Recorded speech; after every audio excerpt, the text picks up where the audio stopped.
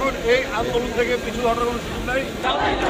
আমরা ঢাকা বিশ্ববিদ্যালয়ের শিক্ষার্থী কখনো ভাবিও নাই যে এই আন্দোলন এত যেইভাবে হত্যাযজ্ঞ চালিয়েছে বাংলাদেশের ইতিহাসে এই কলঙ্কিত অধ্যায়।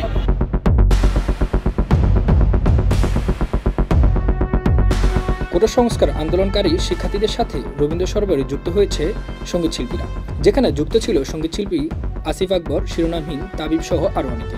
আমাদের সন্তানরা বুলেটপ্রুফ হয়, প্রকাশে দিনে রাতে হেলিকপ্টারে করে এদিকে সেদিকে যে কোনো ভাবে আমাদের সন্তানকে হত্যা করা হয়েছে, শিশুদেরকে হত্যা করা হয়েছে, নিরাপরাধ মানুষকে হত্যা করা হয়েছে, শিশু যারা অবদান পৃথিবীর আলো দেখে তাদেরকে হত্যা করা হয়েছে।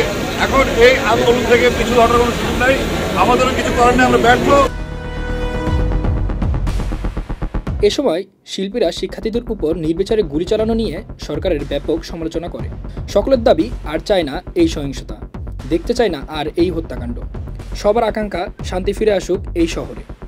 রাজনৈতিক বাহিনী এবং লেজুর বাহিনী দিয়ে যেইভাবে দমন পীড়ন করেছে, যেইভাবে নির্যাতন করেছে, যেইভাবে হত্যাযজ্ঞ চালিয়েছে, বাংলাদেশের ইতিহাসে এই কলঙ্কিত অধ্যায় চিরকাল অক্ষুণ্ণ হয়ে থাকবে।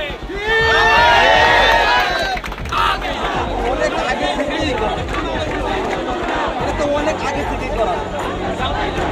আমরা ঢাকা বিশ্ববিদ্যালয়ের শিক্ষার্থী কখনো ভাবিও নাই যে এই আন্দোলন এত